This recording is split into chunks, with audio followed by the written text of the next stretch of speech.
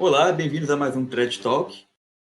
Hoje, quem irá apresentar sou eu, Guilherme do Vale, e o nosso convidado será o comumente apresentador Luciano Takaki, e trataremos do assunto que é a Revolução Marcusiana e a cultura de massa.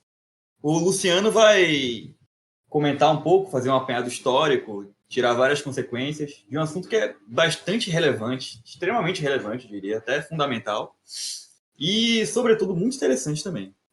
Luciano, quer começar tratando do início de tudo isso, de onde começou toda essa história de Revolução Marcusiana, o que é isso, enfim, fica à vontade. Muito obrigado, Guilherme, por apresentar hoje. Então, para entender a cultura de massa, primeiro de tudo, né, só para definir mais ou menos o que é um termo que já foi cunhado por nossos inimigos, né? Só que não temos outro termo melhor para usar, então usemos esse. Foi usado inicialmente por Adorno e Horkheimer, né, no seu livro A Dialética do Esclarecimento. Eles definem a cultura de massa como por exemplo, por assim dizer, um modo de pensar imposto pelas classes dominantes, geralmente a mídia. E eles acabam criando uma espécie de oposição, só que a gente vai ver ao longo do tempo que o que eles propõem, na verdade, coopera com essa cultura de massas, né? O que não é nenhuma surpresa.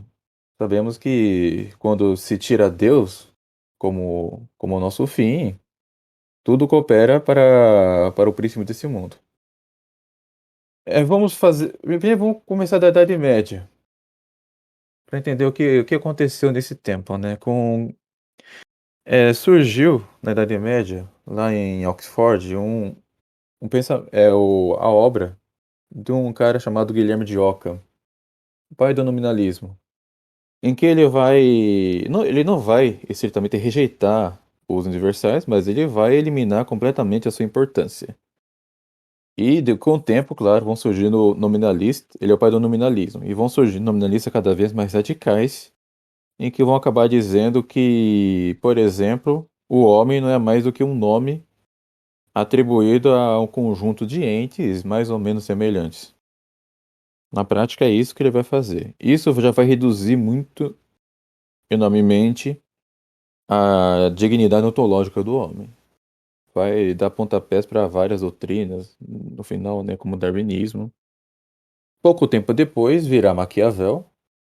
Maquiavel, ele já vai colocar a prática acima da moral. E vocês vão ver, né, que a noção de bem já vai começar a ser eliminada a partir daí. Maquiavel ele vai colocar a prática acima da moral, ele vai exaltar os príncipes que não necessariamente vão cooperar com o bem comum, mas que antes se imponham. Ele vai ser o pontapé para diversas outras doutrinas, como utilitarismo, etc. Já que ele vai colocar a prática sempre acima da moral. Outro pensador relevante, eu estou fazendo um resumo aqui, só para vocês terem um panorama, tá? Logo depois dele virá Descartes. Descartes, ele vai negar o conhecimento certo pelos sentidos e vai colocar ênfase mais no autoconhecimento. Tá? Virá aquele cogito ergo sum, né? Penso, logo existo. Isso, Descartes, ele vai ser o pai do subjetivismo radical. A gente tratou disso, né, no podcast sobre modernidade filosófica, com o Dr. Rômulo também. Eu não preciso me estender muito aqui. Depois virá o Francis Bacon.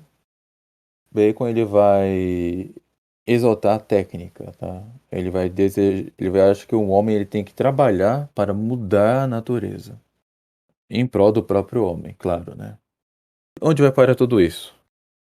Depois deles, teremos Kant, que vai negar ao conhecimento da coisa em si, ou seja, da essência das coisas, e Hegel, com a sua dialética e idealismo radical.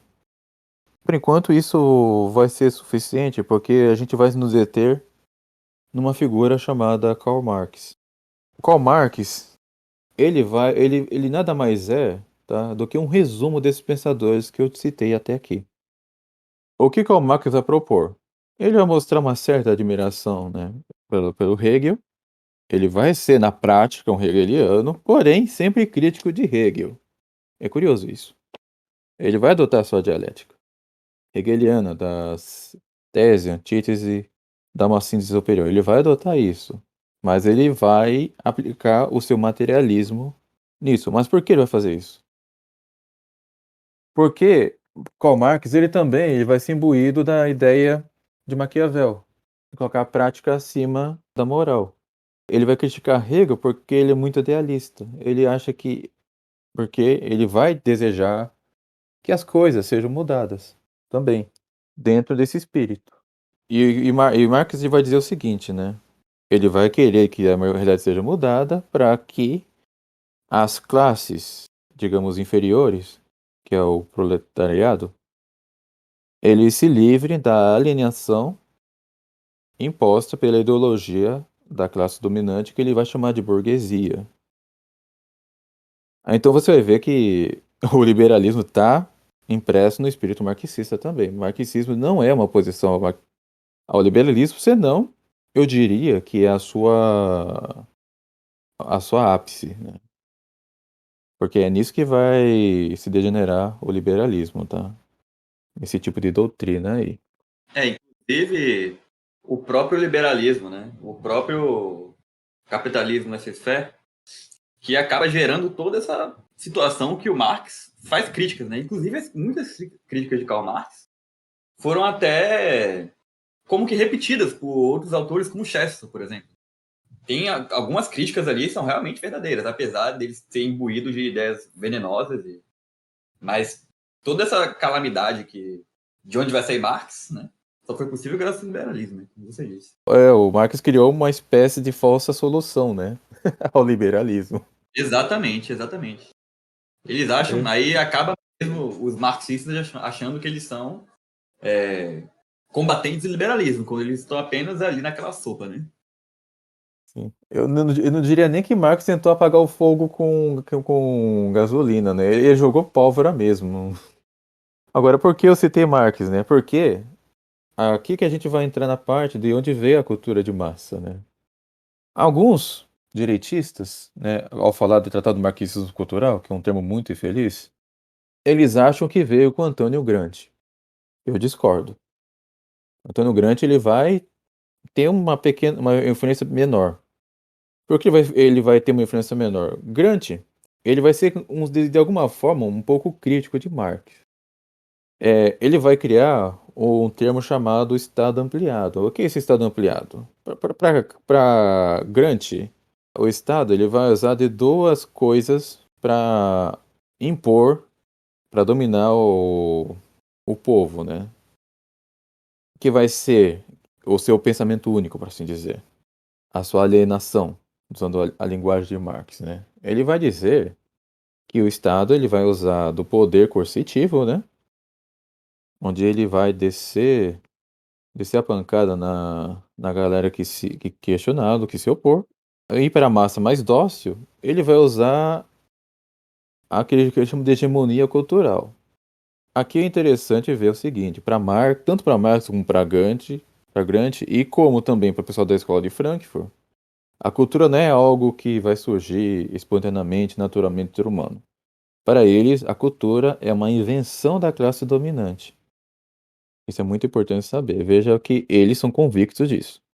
A cultura é uma criação da classe dominante que vai ser imposta às inferiores. Marx vai chamar isso de ideologia, tá? E o Gramsci de hegemonia cultural. E a pessoal da escola de Frankfurt, especialmente Adorno e Horkheimer, vão chamar de indústria cultural. O curioso é o seguinte, né? Veja que para se livrar disso tudo, né, para criar essa emancipação, o Gramsci ele não vai abandonar esse conceito de emancipação, nem assim como de Marx, assim como a escola de Frankfurt também não vai abandonar. A emancipação para Gramsci vai se dar pelo que eles chamam de intelectual orgânico, né? Segundo eles, é ele que vão ajudar o povo a sair da alienação. E é curioso que também que o Olavo de Carvalho, ele defende essa mesma estratégia. Olha só, né? Se você vê, a estratégia do Olavo é toda gramsciana. Com a ideia da Revolução Brasileira, né? Vamos formar uma classe de intelectuais, né, entendeu? Pra se infiltrar na política e não sei o quê. É tudo grande, tá? É um gramscismo de direita, né? No fim das contas. É um grande time de direita. Então, você vê que Grant, ele não exatamente é alguém que influenciou na tal chamada cultura de massa e nem na Revolução Marcosiana. Aliás, o Olavo de Carvalho parece bem adepto dessa estratégia dele. Quem vai prevalecer mesmo é o pessoal da escola de Frankfurt. Principalmente começando com Adorno e Horkheimer, porque eu falei, depois virá Walter Benjamin e o intelectual que vai triunfar vai ser o Marcuse, né? A escola de Frankfurt, né, é composta por neomarxistas. Eles são críticos de Marx em muitos pontos, mas eles também buscam o socialismo e o comunismo, tá? Disso eles não vão se livrar. E também vão usar o conceito de classe. Só que eles vão perceber que o proletariado, eles vão continuar na mesma. Eles perceberam que a revolução não vai sair deles. Porque eles vão perceber um espírito, entre aspas, conservador na classe proletariada. Então, o que eles vão fazer? Eles vão substituir o proletariado por pessoas de outras classes. Tá? Que vai ser os sodomitas, os negros, mulheres, índios, drogados, bandidos e outros aí. Para eles, a revolução vai ser dessa gente. Porque são eles que vão se revoltar contra a classe burguesa. O professor Carlos Nogueira tem uma aula de um pouco mais de 20 minutos no seu canal, que eu recomendo, inclusive. E não só contra a classe burguesa, mas contra os brancos também, né? Tem sempre essa ideia. Ah, sim, porque a burguesia foi transmitida por outra classe, né? Vai ser os brancos, Ser os brancos. os Nem mais a ricos. burguesia, porque agora a burguesia já nem tá mais aí na equação praticamente, né? Já que todas as grandes empresas, todo o conglomerado da mídia apoia a causa deles, né? Então não tem muito mais sentido aí falar em burguesia, né? Assim, sempre o branco. Vai ser o branco, vai ser o empresa, vai ser o. E claro, né? Os católicos. Os católicos vão ser os grandes Ah, inimigos, claro. né? Esses aí são. E claro, quando fala católico, é católico tradicional, né? Não é o católico modernista porque eles cooperam com a agenda. Eles cooperam com a agenda. E no que vai se degenerar tudo isso? É bom lembrar que, concomitantemente, enquanto a escola de Frankfurt estava, o pensamento da escola de Frankfurt estava triunfando na Europa, nos Estados Unidos estava surgindo outro movimento já, que é o movimento Beat, que começou com William Burroughs, o Alice Ginsberg, que ele, inclusive, ele é do mesmo grupo do pessoal da escola de Frankfurt, que os ouvintes devem saber, né, que grupo é esse. E claro, né, o seu principal expoente, que é o Jack Kerouac. O movimento Beat a gente ele tratou de uma forma razoavelmente extensa no podcast sobre o rock, com o professor Carlos Bezerra. O movimento Beat consistia basicamente no seguinte, né? É um povo que eles só querem saber de se rebelar. Só querem saber de se rebelar, eles querem viver uma vida com sexo desregrado, práticas sodomíticas, ouvindo. Na época o rock ainda não tinha surgido, então eu escutava muito jazz mesmo. Depois vão passar a escutar rock. E muito contato com a espiritualidade oriental, especialmente o budismo. Princípio da New Age aí, né? O New Age vai surgir daí. Então aí a gente vê o seguinte: são diversos movimentos, tá, que vão surgir. E eles vão achar que tudo isso vai combater a cultura de massa. O que eles não entendem é o seguinte. Agora, por que eu digo que eles trabalham para a mesma agenda? Porque essa rebelião, né, essa revolta que eles fazem contra a cultura de massa, que em tese parece legítima, parece. tá? Porque realmente a cultura de massa tem que ser combatida. Tem que ser combatida mesmo, porque é uma forma de controle mesmo. Só que eles vão usar os mecanismos errados. Porque eles vão usar o seu desregramento de espírito para combater. Como a maioria desse pessoal aí ou segue uma espiritualidade oriental, ou são ateus, ou são daquela seita lá, eles vão acabar negando a mancha do pecado original, que é ensinada pela doutrina católica. Eu peguei aqui uma passagem do Gênesis, capítulo 3, os versículos do 1 a 5, vai contar a história de que a serpente foi tentar a Eva, dialogou com a Eva. A gente sabe no que dá esses diálogos, né? Principalmente para quem serve a serpente. Mas o fato é o seguinte: a serpente vai dizer para a mulher, né? Vós de nenhum modo morrereis, mas Deus sabe que em qualquer dia que comerdes dele, ou seja, do fruto, se abrirão vossos olhos e sereis como deuses, conhecendo o bem e o mal.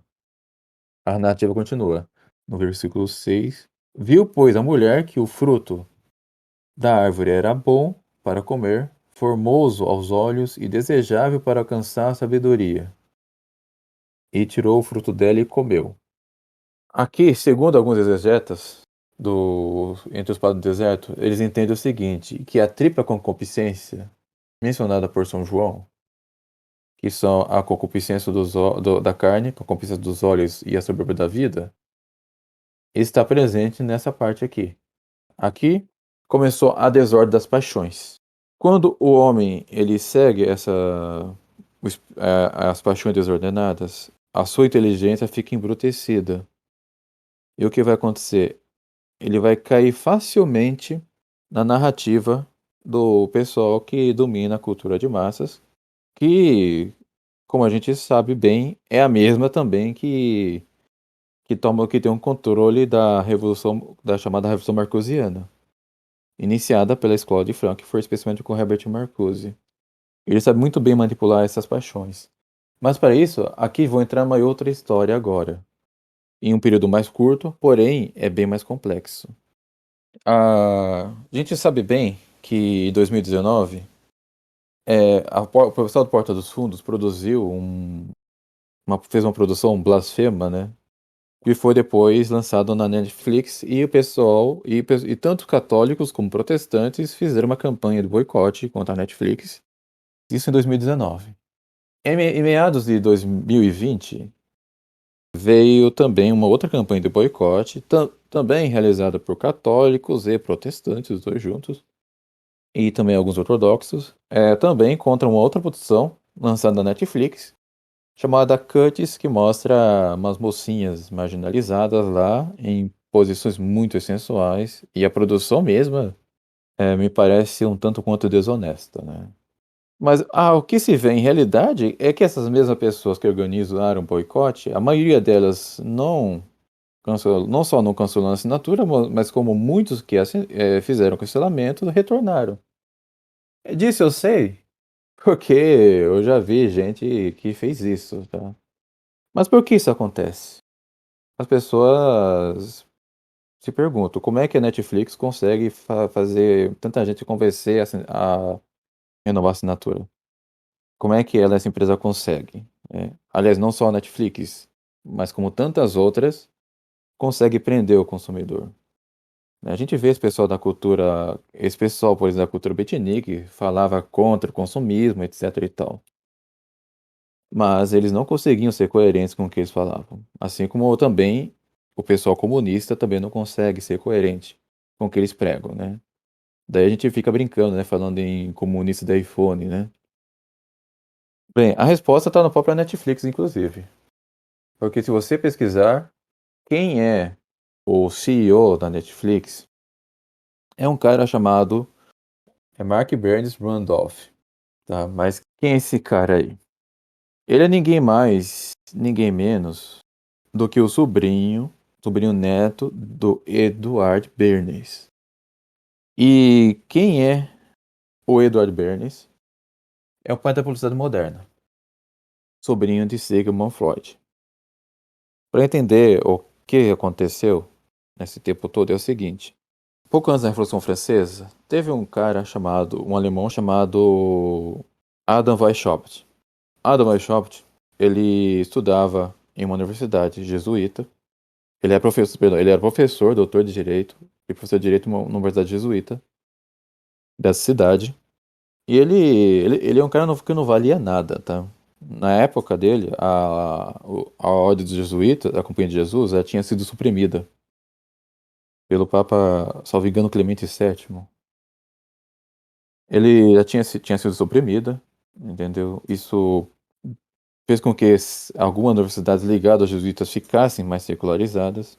E o Adam Weishaupt era um ateu que estava ali nessa universidade. Por acaso, ele, numa visita à biblioteca, ele encontrou o livro Exercícios Espirituais do Santo Inácio de Loyola, que é um livro muito bom, produziu muitos santos, mas, diz o adágio escolástico, né, a corrupção do ótimo é péssima. E foi parar na mão dele. O Adam Weishaupt já era um homem ligado à maçonaria, sociedades secretas, entendeu? E ele leu aquele livro e teve a grande ideia. Qual é essa ideia? Despojar o livro dos seus elementos sobrenaturais e viu que os exercícios espirituais de Santo Inácio, né, especialmente quando se trata de exame de consciência e combate às paixões desordenadas, etc., pode ser um excelente instrumento para o seu propósito. E qual é o seu propósito? Ele mais tarde vai fundar uma sociedade secreta, que é muito conhecida. Não sei se existe mais, na verdade. Alguns dizem que já foi extinta, outros dizem que não, eu não sei. Mas o fato é que ele fundou essa sociedade secreta chamada Ordem dos Illuminati. E usando os princípios do exercício espiritual de Santo Inácio de Loyola, despojado dos elementos sobrenaturais e do seu fio último que é Deus, ele mesmo vai querer formar os seus membros. Porém, a estratégia dele é totalmente inversa do que propõe Santo Inácio. Ao invés de combater o pecado, ele vai usar o que ele aprendeu ali para encorajar as pessoas no seu pecado, em muitos momentos. Isso lembra uma coisa. O que é essa coisa? É a psicanálise de Sigmund Freud. Por isso é muito provável também que o Sigmund Freud ele teve contato com os Illuminati. Não sei se chegou a ser membro, mas a psicanálise dele usa totalmente essa estratégia. Quem escreveu bastante sobre isso foi justamente o E. Michael Jones, no seu livro Libido Dominante, na edição que eu tenho da Vid Editorial, edição de 2019.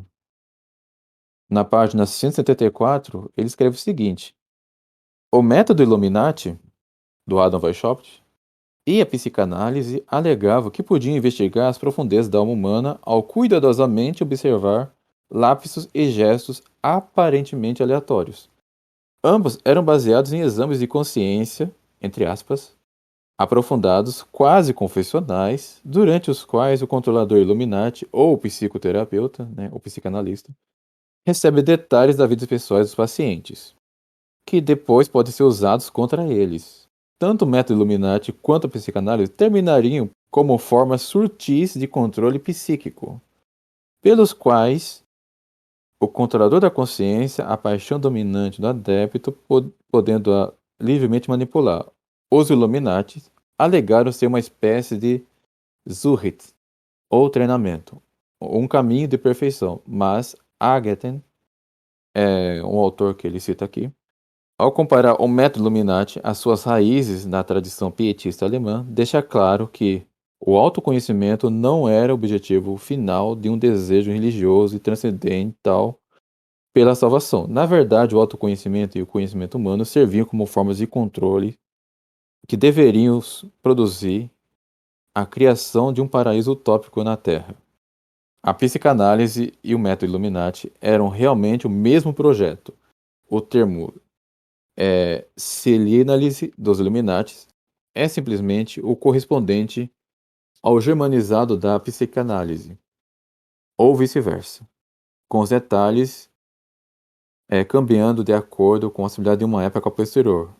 Uma era que acreditava que a ciência, a medicina e não cidades secretas iam trazer o céu à terra.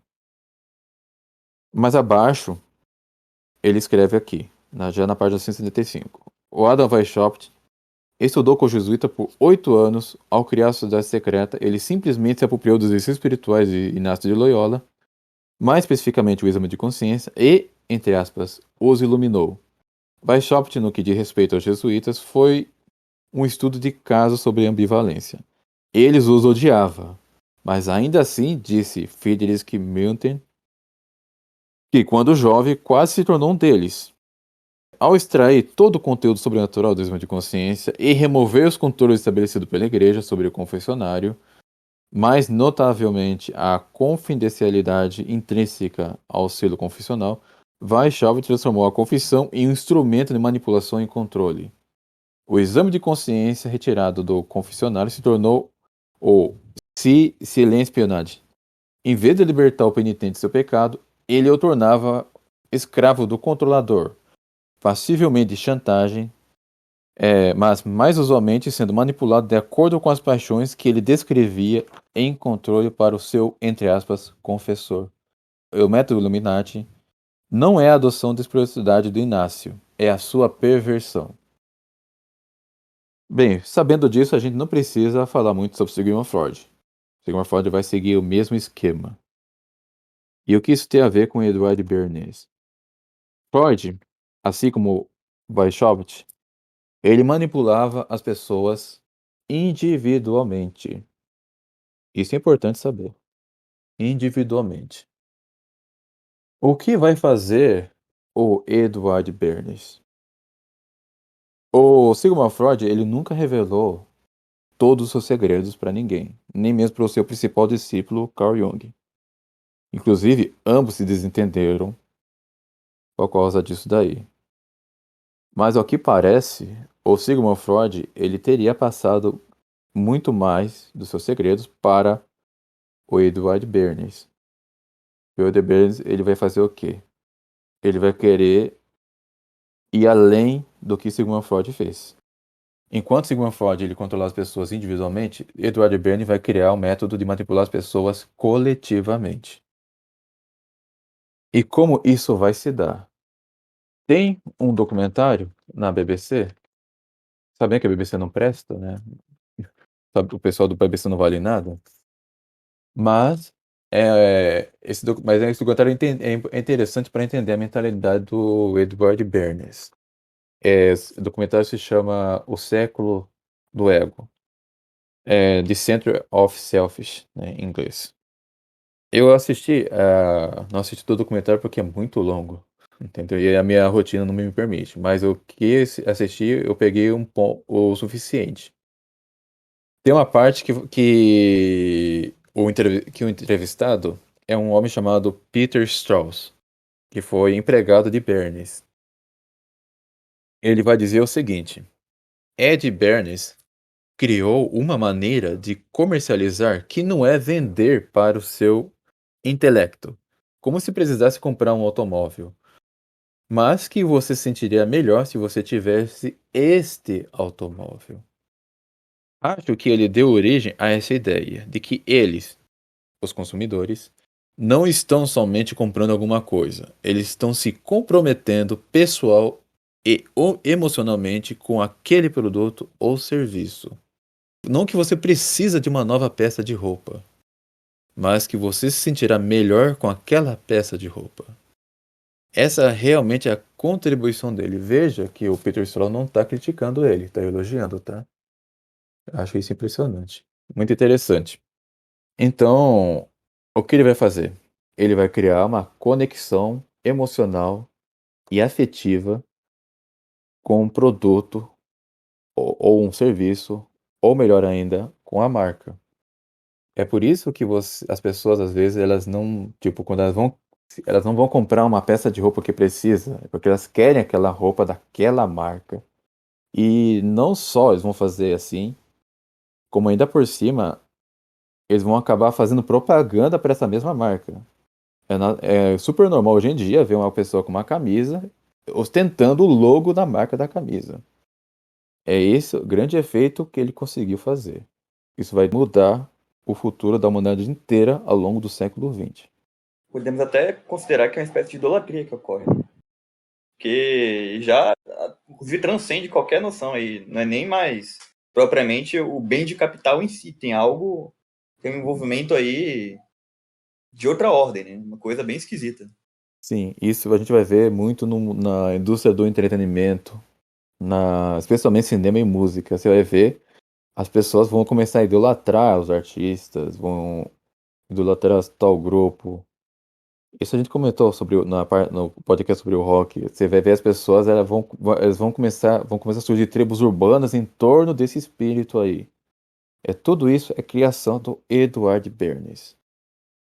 É curioso que muitos desses críticos de esquerda não citem o Edward Bernays, mas por que será?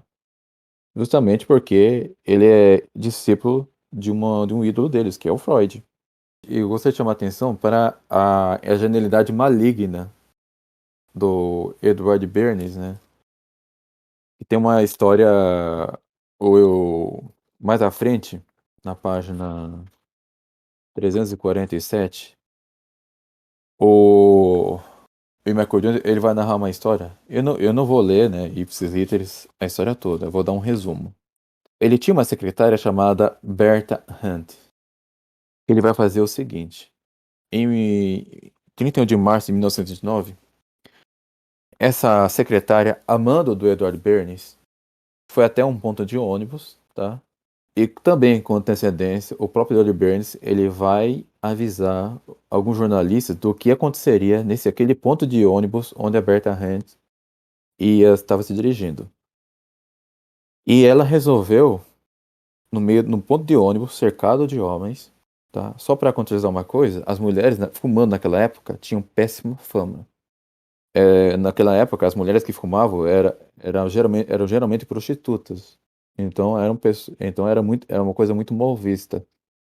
E a senhorita Hunt, ela vai acender o seu cigarro no meio de um monte de homem que estava esperando o ônibus, e ela vai ser repreendida por alguns deles, e ela resolveu protestar. E justamente também quando os jornalistas apareceram para registrar o que ia acontecer ali. E ela, ao ser entrevistada, né, perguntaram o que aconteceu. Ela falou o seguinte: ela falou que queria, olha só, prestando bem atenção nas palavras, ela disse que queria fumar o seu Lucky Strike em paz. Nessa época, o Edward Bernays, ele trabalhava para a American Tobacco, cuja uma das marcas era a Lucky Strike. E o que aconteceu? Muitas pessoas se compadeceram dela, e então, sob a ideia dele, começaram a organizar marchas de protestos, chamada Torça pela Liberdade. E se aproveitando de todo esse movimento, o que ele vai fazer? Ele vai fazer com que a Lucky Strike começasse a postar outdoors com mulheres e cartazes com mulheres fumando. O resultado dessa estratégia dele fez com que a marca Lucky Strike aumentasse. Aliás, o lucro da empresa, né, a American Tobacco, aumentasse muito. Claro, muito com colaboração da marca Lucky Strike. Se vocês pesquisarem na internet, e eu não vou recomendar porque tem algumas imagens tanto quanto imodestas, mas vocês verão que muito dos cartazes aparecem mulheres fumando, tá? E geralmente usando roupas pouco modestas. Isso é interessante observar porque é uma colaboração que o Edward Bernays fez ao movimento feminista, né? E essa estratégia vai sendo adotada em todos os meios. Não vai demorar que nessa democracia liberal os próprios políticos vão acabar recorrendo a essa estratégia dele. Se você vê a campanha eleitoral dos políticos de hoje, parece comerciais, cheio de jingles e essas coisas aí. Parece o mesmo princípio, né? É o mesmo princípio. O Edward Bernays, nesse tempo, ele vai escrever um livro chamado Propaganda. E isso me faz perceber que ele trabalha, né, para as pessoas mais altas que estão digamos, acima deles, né? Ele fala nesse livro Propaganda que nós somos governados por governos invisíveis. E curioso é que ele vai escrever logo no começo do seu livro, Propaganda, no capítulo Organizar o Caos. Ele vai escrever que a manipulação consciente e inteligente dos hábitos e opiniões organizada das massas é um elemento de importância na sociedade democrática. Quem manipula esse mecanismo oculto da sociedade constitui o governo invisível, que detém o verdadeiro poder que rege o destino de nosso país. Ele escreve isso com um certo cinismo, né? Porque ele sabe que é ele que organiza tudo. Ele tá fazendo uma confissão gigante aí, né? Dizendo que, na verdade, todo mundo já sabe, né? Que na democracia liberal não é o povo que governa, isso é apenas uma fachada. Né? É um governo oculto da qual, diga-se de passagem, o Eduardo Berns trabalhava conscientemente para eles. Como é que a gente sabe disso? Conscientemente.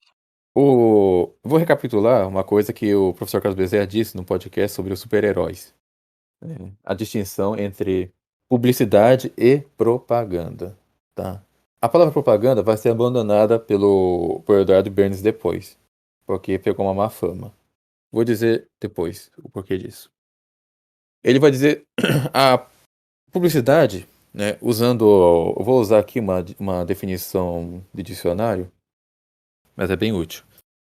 Definição de publicidade, né? É uma publicação de uma matéria, geralmente jornalística, de interesse de uma empresa, pessoa, organização, etc., por veículo de comunicação, ideias, conhecimentos ou teorias, difusão de mensagem de caráter informativo ou persuasivo por parte do anunciante, mediante compra de espaço em TV, jornal, revista, etc. E podemos incluir, claro, né, atualizando o dado em espaços na internet. Só que a propaganda ganhou uma conotação negativa por causa do regime totalitários durante a Segunda Guerra Mundial, né? Por causa de Hitler, Stalin, esse povo todo aí. Então ele vai mudar o nome. Ele vai mudar o nome propaganda para relações públicas. E o que é relação pública? Nos termos deles, são os métodos e atividades empregados por um indivíduo ou uma organização a fim de promover relacionamento favorável com o público em geral. É por meio disso que ele vai começar a criar esse mecanismo de fazer com que o consumidor crie um laço afetivo, emocional com o produto e a marca. Podemos dizer que o Edward Bernays é o grande gênio, o grande idealizador da cultura de massa. E vemos que o Mark Bernays Randolph, seu sobrinho neto, e lembrando, sim, um detalhe interessante para colocar a respeito do Edward Bernays, ele morreu com 103 anos, né? Vaso ruim não quebra fácil mesmo. Nossa, eles são sempre assim, né? Incrível. Vaso ruim não quebra fácil, né? O seu sobrinho neto, Mark Bernays Randolph, vai aplicar muito bem o que o seu tio ensinou na Netflix. Porque realmente isso que acontece. Quando a pessoa quer recomendar algum seriado ou algum filme, hoje em dia quase é tudo Netflix.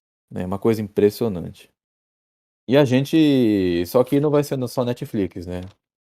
Aí que tá o grande problema do liberalismo também.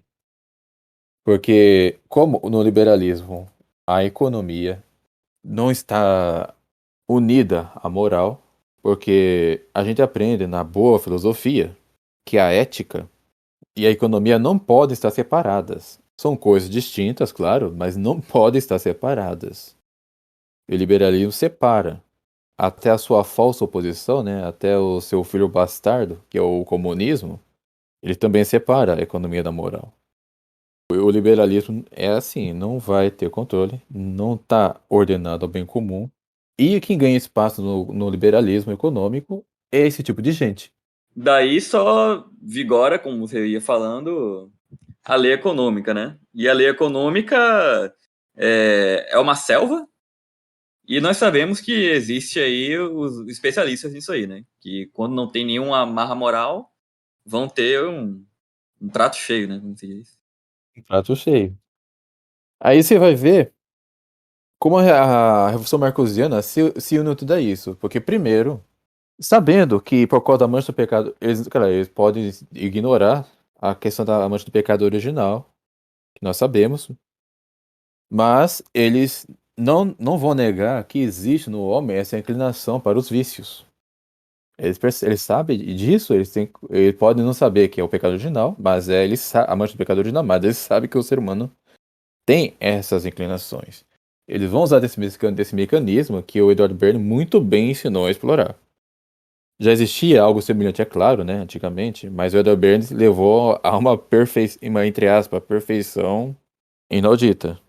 E essas mesmas empresas, elas também vão acabar explorando as tendências da cultura beat, né, que surgiu nos Estados Unidos, assim como da Revolução Marcosiana, que é aquela coisa de liberação sexual, a teoria crítica, aquela coisa de que querer criticar tudo para mudar, né? Só que as pessoas não vão fazer isso se ordenando a um bem, eles vão querer fazer isso querendo uma emancipação. É liberdade pela liberdade. É proibido proibir, né? É esse tipo de coisa. Que é a teoria crítica da escola de Frankfurt teoriza. É o princípio mesmo do liberalismo, né? Que é a independência total do ser em relação a qualquer coação externa. O liberalismo é o último extremo aí. Ao mesmo tempo que está misturado com marxismo, com antiliberalismo, entre aspas, né? Mas no fundo o princípio que é disso aí é justamente o princípio principal, né? Princípio principal do liberalismo. Sim, exatamente. Então, vocês vão ver que essa indústria cultural, como eles chamam, né, a cultura de mar, ela vai explorar justamente o que eles criticam. Eles vão explorar isso. Tanto é que o que a gente vê? A gente vai ver grandes empresas capitalistas, né, usando o logo arco-íris, né, logotipo com cores do arco-íris. Vocês vão ver as empresas dizendo que apoiam tal pauta, né? Vocês vão ver o Elon Musk fumando maconha numa live. Vocês vão ver tudo essa. Eles vão promover a agenda da Revolução Marcosiana por meio dessa cultura de massa.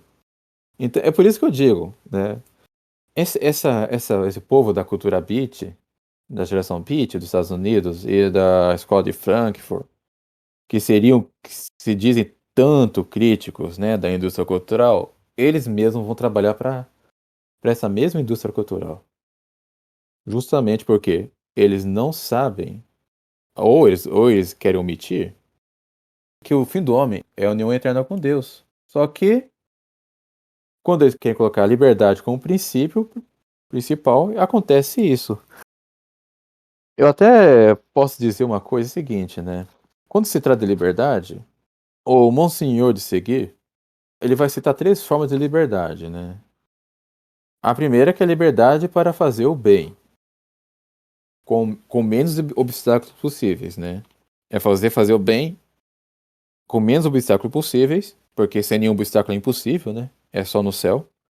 Mas é lá no céu que a gente vai ter a liberdade absoluta, no sentido real mesmo, porque vamos ser incapazes de praticar o mal por vontade própria. Mas aqui na Terra, a maior liberdade possível, autêntica liberdade, é a liberdade de fazer o bem com menos obstáculos possíveis. A segunda forma é a liberdade de fazer o bem e o mal com a mesma facilidade. Essa é a liberdade dos liberais, tá? Essa é a liberdade dos beatniks e do pessoal e dos marcosianos. E da dignitatis humana. É de Intazumani também. Tintas humanas é essa liberdade aí. E a terceira forma é a tirânica, né? A liberdade de fazer o mal obstaculizando o bem. Mas é bom lembrar que a segunda liberdade, né? Essa liberdade maçônica liberal, que também está na Dignitas Humanae e na Gaudium et Spes também, é a mesma. Ela vai acabar se degenerando na terceira, tá? Porque se, por exemplo, né? Vamos pegar a liberdade das Dignitas Humanae, né? A liberdade da identidade humana, né? A liberdade religiosa em que você pode ser católico, protestante, judeu, maçom, satanista, o que você quiser. Desde que esteja dentro dos, entre aspas, justos limites que a dignidade humana nos diz que é. Qual é esse limite? Mas enfim, quando você promulga essa liberdade num país, o que vai acontecer? A verdade e a mentira vão estar em iguais status de dignidade, de liberdade. Então, ao mesmo tempo que a verdade vai ser promovida, né? Porque vai ter os pregadores católicos, né? Vai ter os sacerdotes católicos leigos vão continuar com seus apostolados. Só que ao mesmo tempo, ao nosso lado, vai ter os hereges, os infiéis, os maçons, os ateus aí fazendo a mesma coisa com a mesma liberdade. E o homem, manchado pelo pecado original, vai acabar tendendo mais ao que é o falso. É simples assim. Basta. É realmente muito simples isso que você fala, porque basta você pensar na doutrina do pecado original que você vê que é impossível que isso se sustente, né? Que é impossível. Além de ser algo ultrajante para a dignidade da verdade, você colocar ela no mesmo degrau da mentira, né? Inclusive, na condenação dos direitos do homem, né? Isso é citado claramente, né? Colocar a religião católica ao lado do judaísmo, das ciências protestantes, é uma coisa absurda. E como você tinha falado, né? Aí quando a gente pensa em liberdade da forma católica, a gente tem que pensar nem sempre o que Leão XIII dizia: liberdade é a faculdade de se mover no bem. Ponto final. Né? Exato. Se o governo quer promover a liberdade, tem que promover a liberdade do bem. E promover a liberdade do bem é restringir o mal, é reprimir o mal. Não tem jeito. Perfeito, exatamente. Exatamente. Você vê como é que o bem vai ser promovido se tem o mal ali do lado, com a mesma liberdade? Você Não, vai não... promover a liberdade das ovelhas ao lado dos lobos, né? Liberdade para os dois. Né? Exato. Acabar Aí muito que bem isso aí, dá pra ver. sim, a gente fez essa aplicação do liberalismo na religião, né? Agora vamos para o âmbito material. O que vai acontecer, né? Com a liberdade sexual promovida pela Revolução Marcosiana, né, com a cooperação da indústria de massa, porque a indústria de massa vai promover todo tipo de baixaria, a consequência mais grave é a dissolução da família. Tá? Porque a liberdade sexual vai promover o direito ao divórcio. Por quê? Porque eles não querem que a pessoa tenha responsabilidade em escolher alguém para coabitar, né? A gente vê isso, né? A pessoa começa A pessoa começa a namorar sem lá muito raciocínio, né? Os homens ficam encantados, o homem fica encantado, né, com a aparência da moça. Olha, tem um rosto bonito, cabelo bonito, cor bonito, não sei o que, namora. Ah, já quer se casar logo, fica aquela euforia. Aí depois vai perceber que não é como ele queria, que aí depois as pessoas se envelhecem, né? Vai acontecer alguma coisa, já vai querer se separar. Só que nesse tempo vai ter filhos, os filhos vão começar a ver esse exemplo dos pais, os filhos vão ver os pais se divorciar, eles vão achar que o divórcio é normal, eles vão achar que é normal, e quem é mulher vai achar que é normal ver a mãe com vários maridos, né? Não sabe nem mais que vai chamar de pai. Então, a primeira consequência é essa destruição da família, tá? No âmbito natural. No âmbito sobrenatural é a apostasia, né? Que a gente viu. No âmbito natural é essa dissolução da família. Né? Aí depois a gente vai ver outras coisas que vão se acarretar. Né? Por exemplo, né, essas neofamílias, né, que a gente vê aí, elas não vão mais pensar tanto no fim sobrenatural. Elas vão começar a dedicar toda a sua vida, todo o seu esforço em coisas secundárias, né? Veja, por exemplo, né, que antigamente era normal as famílias coabitarem a mesma casa. E essa casa ter décadas, né, até séculos em alguns lugares. Hoje não, né? Como as famílias estão se separando, estão se diluindo, o primeiro casal que se vai já vai querer ter aquele sonho da casa própria, né? Só para ficar os dois ali e acabou. E eles vão se endividar, Família né? nuclear, né? É a família nuclear. E eles vão se endividar para ter essa casa própria, né? Isso quando não mora de aluguel mesmo, né? A qualquer momento pode acontecer alguma coisa e serem despejados ali. Se bem que a casa própria não é diferente não, tá? Você compra a casa própria, parcela por décadas aí, né? Vai deixar a dívida até para os netos aí, né? E atrás algumas parcelas para você ver o que acontece. Vai ser despejado igual num apartamento de aluguel. Justamente, você, ao mesmo tempo que você promove toda essa liberdade, né, entre aspas, você também está enchendo o bolso de quem está interessado, né? Porque, como você Sim, disse aí, sim. vão ter mais um aluguel. Aí, para cada nova família que vai se formando, vai se diversificando mais a coisa, né? Mais uma conta na Netflix, né? Que é assim também. Sim, e vê que é uma forma de escravidão, né? A pessoa vai trabalhar só para pagar essa casa, né? Só para pagar casa, vai pagar carro, né? Isso, ainda tem o lado econômico, né? Porque carro também a pessoa vai parcelar de perder de vista, né? Aí a Aí gente já eu. entra no juro da parcela, né? Aí é outra coisa. Sim, sim.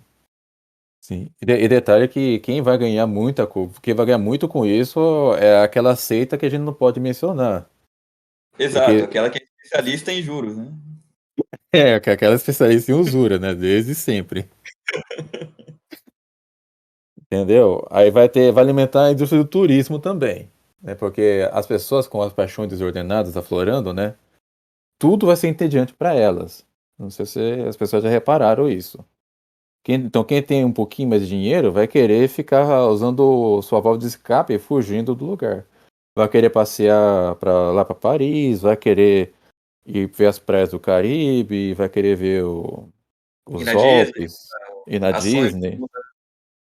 Tudo para promover, claro, a vanglória, né? Para postar no Instagram, no Facebook. Aí depois a viagem termina, aí eles vão voltar àquela realidade de novo e já vão entrar e vai começar aquela depressão em querer novamente renovar essa viagem. E claro, a dívida só aumentando, né? A dívida só aumentando. Já tem a casa, já tem o carro, já tem outras parcelas aí, o cartão de crédito, dívida com cartão de crédito. Essas são as consequências mais individuais, né? Também tem a questão da comida industrializada, né? As pessoas não conseguem mais comer coisas naturais, coisas mais naturais, entendeu? Elas, ao invés de promover os mercadinhos locais, né? Que sustentam pessoas que sustentam suas famílias com dificuldade, com luta, não, vão acabar indo para um Walmart da vida, para um Carrefour, vão comprar suas coisas lá, e quando for quiser comer um lanchinho, ao invés de ir numa lanchonetezinha, né, numa barraquinha, não, eles vão querer no McDonald's, num KFC. Tem a questão da indústria do entretenimento, que eu já falei aqui, né, não preciso repetir. As pessoas elas começam, né, a ficar escravas também das marcas, né, de roupas, das marcas de sapatos, etc e tal. As pessoas querem grife, querem ostentar, entendeu? Uma camisa em branco assim, por exemplo, não, nem pensar, né? Quero comprar uma da Nike, que apareça aquele símbolo da Nike, da Adidas, mas não sei o quê, né? Camisa polo não quero qualquer uma, tem que ser da Lacoste, tem que aparecer aquele crocodilozinho ali, né? Tênis também tem que ser da Nike, com aquele logo enorme E, aparecendo. e o engraçado em relação até a exposição em geral é que pode chegar algum direitista ouvir isso que a gente está falando aqui nesses últimos minutos e pensar, não, você está falando mal do capitalismo, da indústria cultural, isso é tudo coisa de comunista, entendeu? Isso aí, essa crítica aí é marxista, é comunista. Aí a gente volta, né, para justamente aquela questão, né? Esse mesmo meio aí que propaga essa idolatria das marcas, de toda essa indústria aí, hoje está trabalhando justamente para a Revolução Marcusiana, né? Que combatia isso, né? Ou seja, agora tá tudo misturado, né? Tá tudo misturado, O eles trabalham tudo junto. capitalismo é o meio de propagação desse da Revolução Marcusiana, que eles dizem que é o comunismo também, né? Que é tudo comunismo. E Sim, agora, né? Como vai defender isso? Todas as grandes é. empresas, se voltar, todas as grandes empresas defendem essa agenda. Não tem, basicamente não tem exceção, né? Você tem que fazer força aí para lembrar de alguma exceção, porque É muito difícil. Basta lembrar, né? Dia do orgulho, né? Daquilo lá, aí todas as empresas com o arco-íris. Né? Só para citar um exemplo, mas Exato. massa aí, né? Demissões de pessoas que discordam de qualquer coisa. Pois é. E se aparecer alguma empresa que discordar da agenda dessas empresas grandes, aí vai ter boicote real mesmo, né? Aí sim. Não Isso, é, não isso. é, Mas não é aí, esse na lógica boicote dele, fake da Netflix. é. Não, mas na lógica desse é liberado, né? Porque é liberdade de mercado. Liberdade de mercado, os caras querem usar liberdade para promover o orgulho aí, né? Então, Vai, pô, se, se eu for dono de uma empresa, por exemplo, né, tiver uma rede de clientes razoável, se um dia eu fizer alguma oposição à agenda dessas daí, aí vai ter boicote sim, até fazer a empresa fechar. pois é. Eles que fazem Aí boicote. você vê que acontece já aconteceu algumas vezes nos Estados Unidos, né? Tem alguns, já teve confeiteiro, né, que se recusou, né, a fazer um bolo para um par de sodomitas aí. Sim, sim. Ah, aí quando o pessoal ficou sabendo, aí sim, né? Aí vai ter boicote de verdade mesmo. Vai ter nota de repúdio de outras empresas, vai ter o escarcéu todo aí. É, porque se você for contabilizar, né? A quantidade de pessoas que é escrava dessas ideologias e comparar com as outras, né? Que fazem boicotes que a gente pode considerar bons, né? O número é a diferença estratosférica. Né? No fim das contas. É por isso que a Netflix continua. O pessoal pode, o católico protestante, mas sei lá, mais quem aí, pode fazer boicote à vontade que não vai mudar quase nada a Netflix, né? Pois é, pois é. Pelo contrário, o Se próprio puder boicote sempre. acaba promovendo a marca. Ainda tem isso, né? Ainda tem isso, porque quando você menciona, né? Você tem todo aquele lance do engajamento, dos vídeos e tal, você acaba promovendo a marca, de certa forma, então. Sim, aí tem a questão do jornalismo também, né? Também faz parte, tá? Porque a própria mídia jornalística serve também para promover tudo isso aí. Às vezes eles cinicamente, né, eles fingem cobrir o logo, né? Não é verdade? Às vezes aparece para cobrir uma certa marca, eles colocam um mosaico, né, alguma coisinha assim, só que no minuto seguinte, no comercial, vai aparecer essa mesma marca que eles cobriram. É um negócio. Seria. Essa é uma coisa que seria interessante, né? Aliás, o professor Marcelo Andrade, ele trata bem essa parte aí, né? Da questão da promoção das marcas via televisão. Mas a conclusão é o seguinte, né? O fato é que a chamada cultura de massa, a que os revolucionários marxianos se dizem se opor, assim como essa geração beat também, né? Em menor parte. Mas no final, a geração beat e marcosiana hoje se confundem, né? Se misturaram. Hoje há uma síntese, né, de tudo isso. Sim, Como sim. se realmente Hegel aí se concretizou nisso. Enfim. Tudo isso tem uma finalidade, né? Como você pode ver. Porque você vê que tudo coopera com a mesma agenda, né? Essa cultura de massa e a Revolução Marcosiana, tudo coopera com a mesma agenda. Que a finalidade é que é ficar transmitindo essa agenda, essa ideologia, que é maçônica, é liberal, é globalista. Aí você vê que a direita e a esquerda trabalham para o mesmo fim nesse caso, tá? A direita coopera demais ao querer promover o liberalismo econômico. Inclusive, só para uma última citação aqui, no livro O Século do Nada, o Gustavo Corsão ele cita, né, o pensador Mardi Han. É a mesma citação que eu coloquei no podcast sobre o conservadorismo, mas convém citar aqui de novo, tá?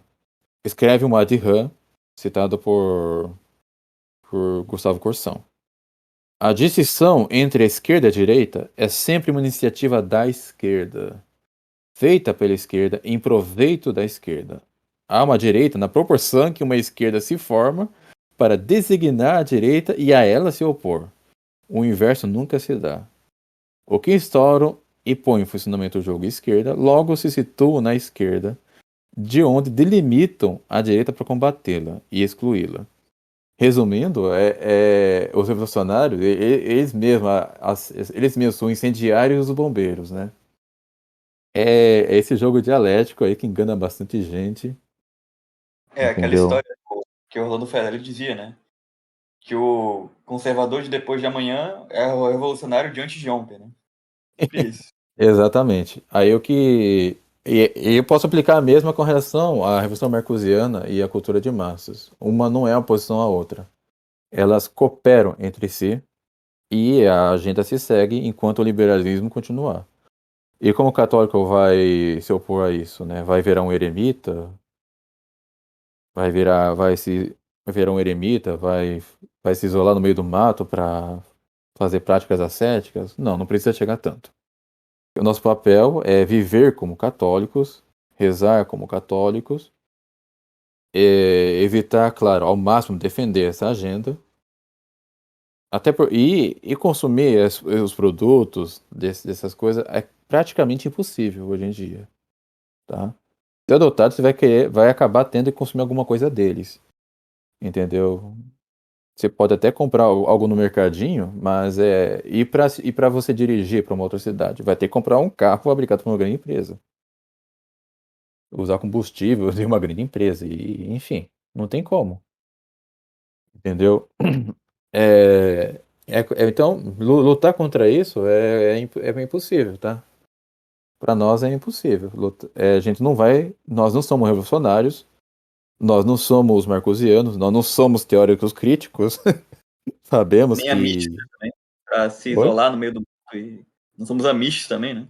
Amistos, para É, isolar, recusar toda tecnologia. Enfim, como você é, disse, em ordem prática é uma coisa materialmente impossível, né? Mas tem coisas que a gente pode fazer, né? Muita é, coisa que podemos, inclusive, pro bem da nossa alma. Mas são bem convenientes, inclusive. sim. Virar um eremita, um religioso, é uma vocação extraordinária. Infelizmente, não. A esmagadora maioria de nós, diria que 99% não somos não fomos criados para isso, né? Sim. Então, é lidar com a maneira que for possível, né? Só me engano, acho que eu vi, tem uma live, né, com o autor Joseph Pierce, né, que ele fala sobre isso, né? Acho que tá no canal da Legião de Santa Cruz, né, salvo engano. Que ele fala desse combate, né, que a gente também pode exercer.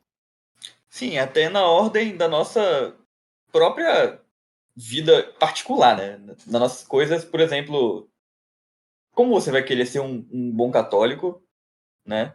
Consumindo compulsivamente, por exemplo, esse serviço de streaming aí, Netflix, por exemplo, que a maioria das A, produções possui moralidades gigantescas, né? a Amazon Prime, né? A maioria dos seriados, né? Assim, é lógico que a gente não pode dizer que é pecado mortal assistir tudo isso, mas ó, devem ter coisas que são gravemente pecaminosas, talvez nem tudo, vai, mas pensando no bem da alma, né? A gente sempre pode caminhar para o melhor para nós, né? A gente sempre. E também, não só em relação a esse tipo de conteúdo, mas redes sociais também. É como você vai ter uma vida recolhida se você vive o dia todo scrollando, né? Feed do Facebook, do Instagram. É E verdade, né? Faltou citar redes sociais, mas que nem uma coisa. É um mundo tão complexo que a gente sempre vai é, esquecer de alguma. Deve ter outras coisas que eu não lembrei, mas fica subentendido. e isso, há um texto do padre Álvaro Caldeirão sobre isso também, sobre a rede. O uso Não, era. celular. Isso, que é interessantíssimo. Deve Sim, ter para sim. contar. Enfim, O texto foi realmente coisa reproduzido. que meditar, né? Sim, o texto foi reproduzido, né? Num blog. A gente. Publiquei no meu blog até. Sim, sim. A gente vai publicar. Então, também colocar na descrição, porque eu acho pertinente. Porque é como eu disse, é como eu sempre digo, tá? Aos ouvintes. O que a gente faz aqui é desfiar uma teia de aranha, tá? Porque o demônio, essa aranha é Satanás. Ela construiu uma teia enorme aí, tá? De vários fios que vão para nos prender e nos devorar, para levar para o inferno. O que a gente tenta fazer aqui é desfiar um fiozinho dela. E essa cultura de massa, claro que é um fio bem grande, mas ainda é um fio. É uma coisa, é um sistema extremamente complexo, tá? Isso é o que faz parte do mundo. O mundo enquanto inimigo da alma. As pessoas que estão presas à cultura de massa, elas estão presas a uma parte do mundo, Isso, tá? exatamente, né? Inclusive, né? Se a gente for olhar a questão histórica, o que é sempre bom, né, lembrar, porque da Revolução Francesa para cá, sobretudo, é um mundo totalmente secularizado, é um mundo maçônico, né, podemos dizer. Você pode dizer, não, você tem uma série X que possui bons elementos. Tá, tudo bem. Vai, mas olhe o panorama inteiro e veja se E, a e defesa outra coisa. é assim, né? E outra coisa, né? É como eu digo, né? Procurar algo aproveitável dentro da Netflix, dentro da Amazon Prime, é como você procurar uma pérola no meio de uma latrina, né? A gente não pode dizer que não tem, Encontrar. porque você vai cair em pecado fazendo isso, mas convenhamos, É, né? é É o difícil, melhor, é isso difícil que a gente catar fez. essa pérola sem se sujar. Pois é. Bem complicado, né? Não é para todo mundo, imagina. Sim, e outra coisa, quando você vai procurar alguma coisa que presta na Netflix, né, inevitavelmente você vai ter que fazer uma análise do conteúdo, vai ficar arriscando a ver trailers ou coisa assim, e geralmente esses trailers já tem coisas imorais, entendeu? Uma vez eu fui ver um trailer de um filme aí, e tinha cena de desonestidade no trailer já. Pensei, pelo amor de Deus, né, os caras já colocam no trailer logo. Diz que você falar mal disso é uma espécie de, sei lá, de escrúpulo ou de calvinismo. Por favor, né? Por favor. É de puritanismo. Puritanismo, né? Tá, a gente nem estamos condenando que você use nada disso, né? Mas dando algum conselho, né, que razoável, né? Porque, pelo amor de Deus, né? O que a gente fez aqui é expor onde nós nos metemos, né? É uma, Exatamente. é uma estrutura que quer se dizer para que serve para nos libertar, né? Dizer que eles sempre usam a palavra emancipação, liberdade, mas no final é um sistema de escravidão gigantesco. É inaudito, né? Que nunca se pensou que poderia ser alcançado. O Michael Jordan sempre cita, né? Uma frase que o homem é escravo de tantos senhores quanto vícios que ele tem, né? E isso aí, na verdade, é Ah, uma vícios, né? Vícios em todos os aspectos possíveis. sim, ele diz isso citando Santo Agostinho. Santo Agostinho, né?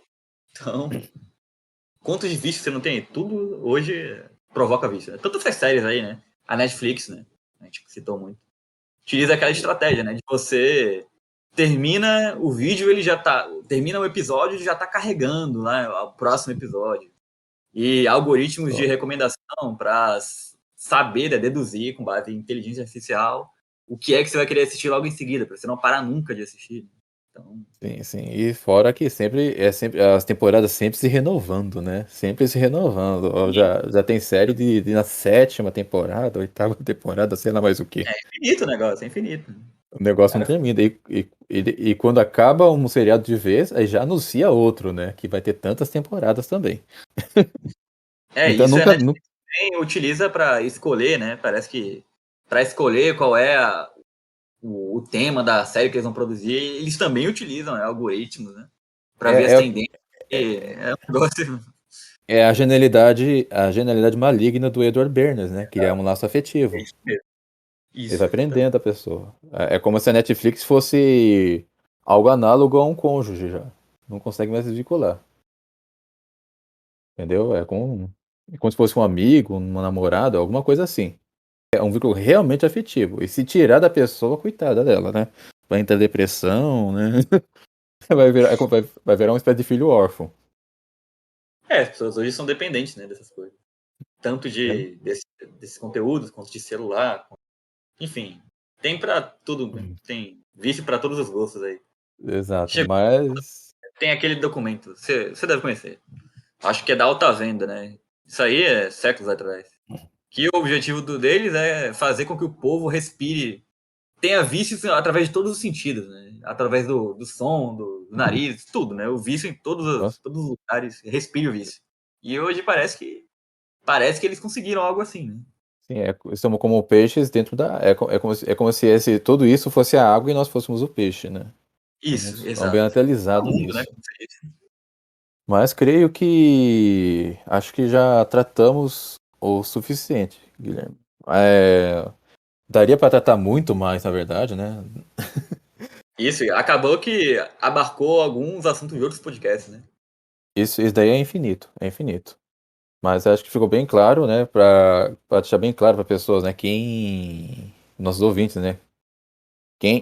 Por que nós estamos vivendo nesse mundo cheio de consumo, cheio de vícios, vícios exaltados, vícios comercializados, entendeu?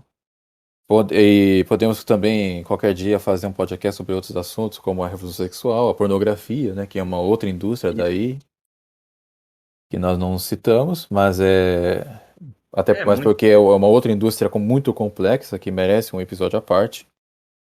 Sim, sim. Também com os responsáveis bem conhecidos, né? Sim, sim, sim, sim. São os mesmos que controlam o sistema de crédito de os banqueiros. São os usurários. Sim, pois é. Que- Realmente ficou bastante. Mesmo com tanta coisa, conseguimos fazer. É melhor abdicar disso ou daquilo, né? Temos nossos apegos, né? Mas fica aí a reflexão para o ouvinte. sim, Sobretudo, ele tenta ter para mais católica, né? sim, para ver, conhecer o mundo com quem nós não devemos cooperar. Pois é, exato. Mas é isso. Podemos encerrar. Muito obrigado ao ouvinte. Espero que tenha sido uma conversa proveitosa aí para vocês. Viram aí o próximo podcast. Então, muito obrigado, Salve Maria. Salve Maria.